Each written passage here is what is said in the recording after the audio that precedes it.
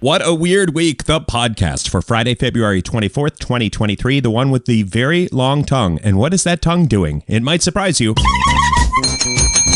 Hi, everybody, it's Weird. This is like crazy being here. Really weird tales. Well, I got a great show for you today with some wonderful weird stuff. You guys, thank you for coming back to What a Weird Week, or if it's your first time, thanks for being here. This is a top 10 of weird news items. Every Friday, we do a Weird News of the Week top 10 and put all the links and the videos and the photos in a show notes blog.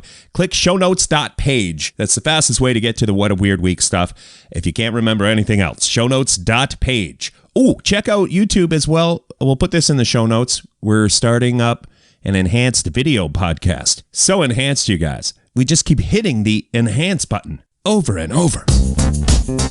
10. Just hearing back the, I don't know how breathy this is going to sound in a different setup today, recording the podcast, and I don't have too much learning about noise gates and stuff, but it sounds like I just ran some sort of race, some sort of running race. Anyway, we're going to motor through. 10. I thought New York alligators were just a legend, you guys.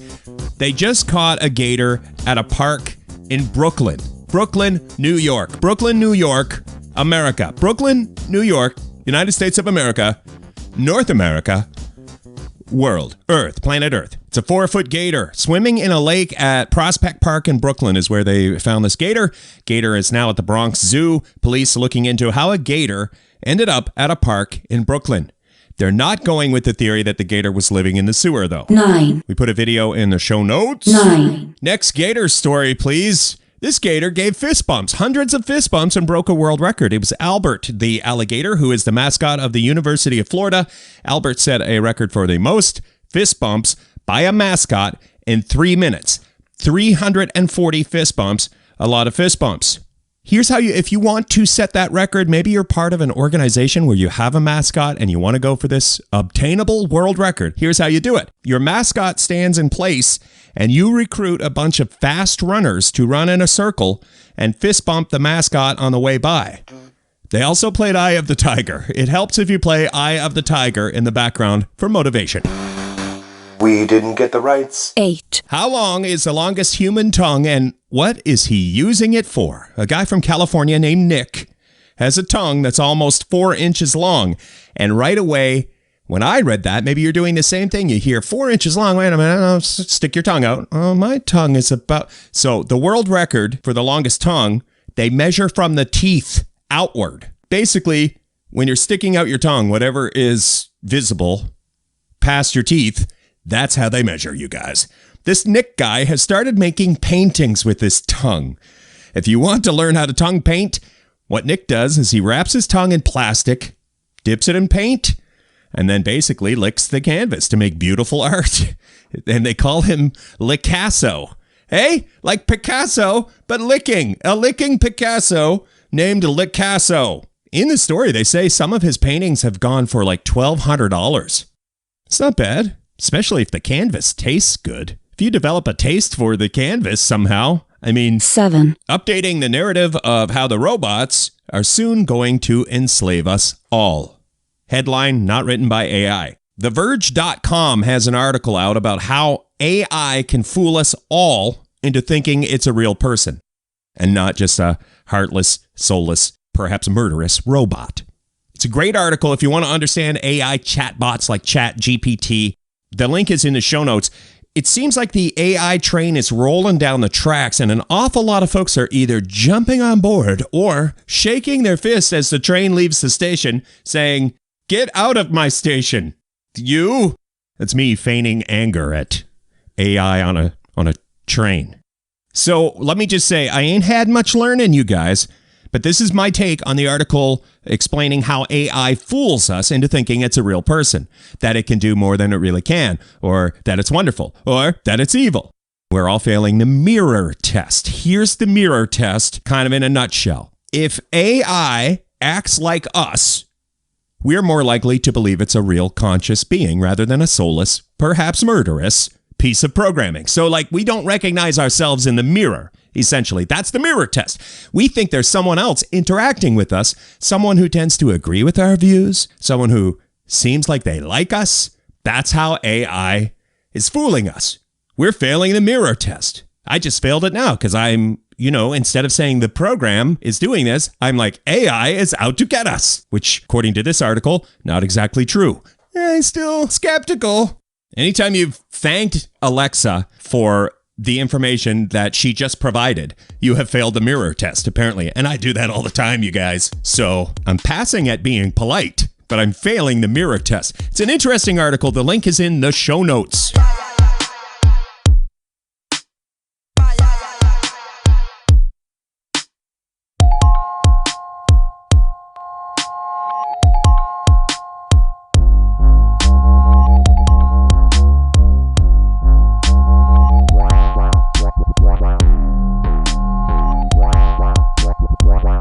Six. Whoops. There goes 40 grand. Sculpture accidentally smashed by guest. The artist is named Jeff Koons. I didn't know Jeff Koons' work until this article, but kind of famous. Some of his most famous sculptures look like they're made from balloons. The one in this story looked like a balloon dog. A visitor to this art fair in Florida accidentally kicked a stand and knocked over the balloon dog sculpture, and it smashed into a million pieces. Here's the quote. The piece fell after an unnamed art collector visiting the booth unintentionally kicked the pedestal during the fair's opening cocktail hour. These cocktail hours, you guys! Hey, I get it. You want your guests to be all boozed up and ready to buy, ready to splurge on some art, but it's all fun and games until a piece of $40,000 art gets knocked over. Artwork was covered by insurance, by the way. The artist has sold pieces for a lot more than $40,000, so it could have been worse. One piece, Balloon Dog Orange, sold for almost $60 million years ago. Jeff Koons. My name is Jeff Koons. I work with balloons. Hey, that one writes itself, Jeff Koons. If you needed the advertising, maybe you don't need the advertising. Never mind. I learned a lot about the art world. I was watching I want to say it was maybe a Hallmark holiday movie, and this rich tycoon in his office had some kind of weird balloon dog sculpture, and I was like, that's weird. What an odd choice for the set director. Now I realize I was staring at famous art that probably everybody knew except me. Anyway, video and pictures in the show notes. 5. Mystery sphere washes up on Japanese beach. It's around 5 feet across. It's hollow metal. The beach was cordoned off while investigators made sure it wasn't explosive. They seem satisfied that it's not explosive. It might be a buoy. Another popular theory is that it's a Dragon Ball.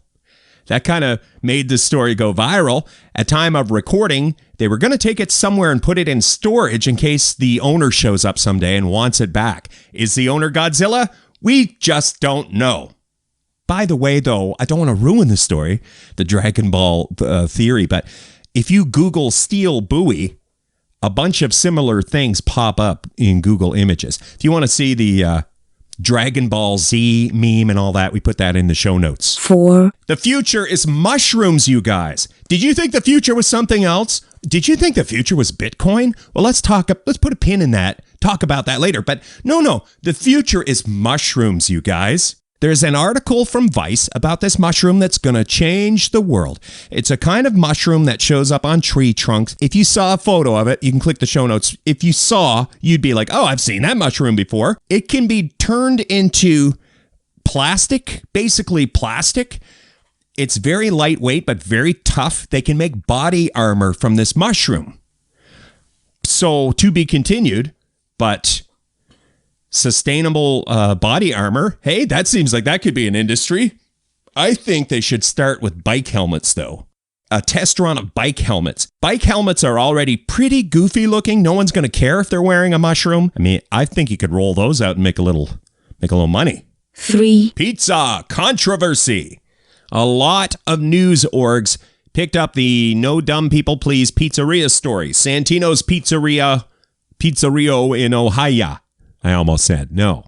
Pizzeria in Ohio. They put up a sign saying now hiring non-stupid people.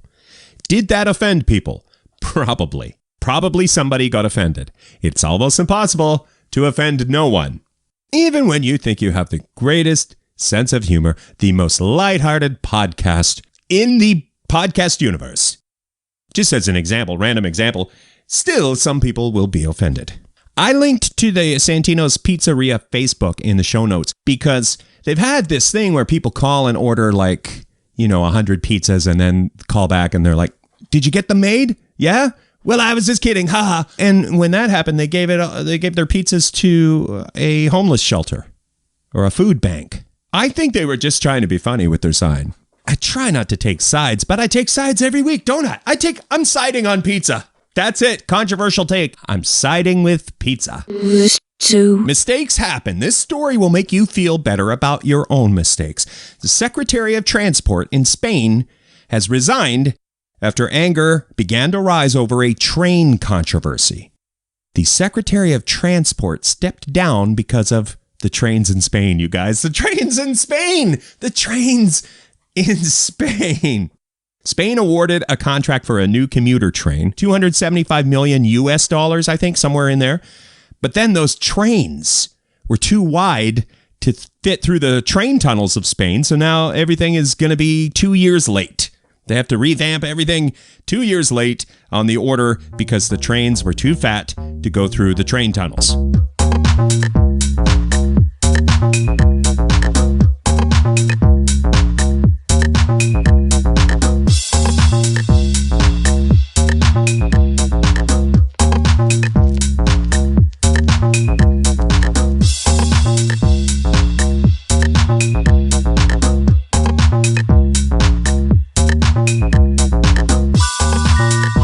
Number 1 this week, Super Pig Invasion. And it's those lousy, stinkin' Canadians.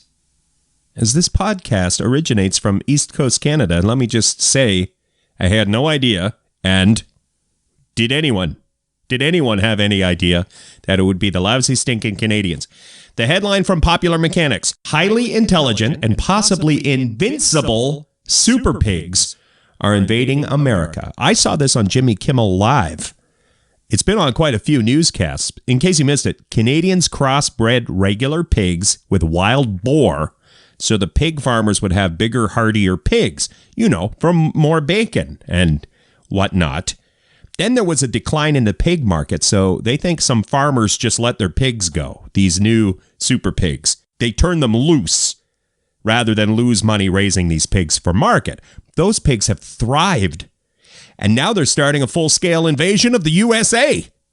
And those pigs are tough as nails. They've earned their nickname, Super Pigs. These pigs are a threat to, it's not a laughing matter, sounds a bit like a cartoon, but these pigs are a threat to other animals and to the balance of nature. And right now, what are we going to do about it? It seems as though environmentalists are alarmed. People in charge of stopping super pig invasion are a bit stymied on this one.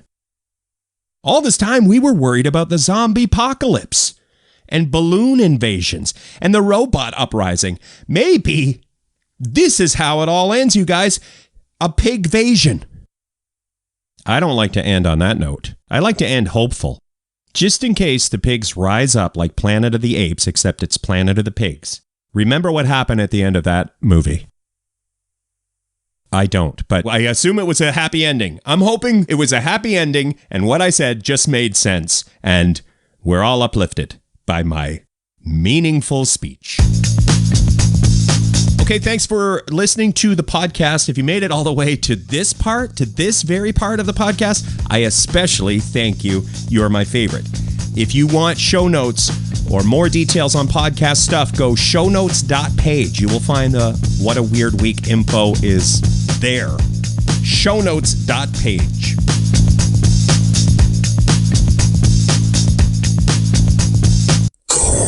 In a world where pigs rise up to enslave humanity, they have one hope. A guy in a loincloth who speaks very affectedly. Get your hooves off me, you dirty pig. Skip Heston Jr. in Planet of the Pigs. You blew it up! Your tail is so curly. Coming soon.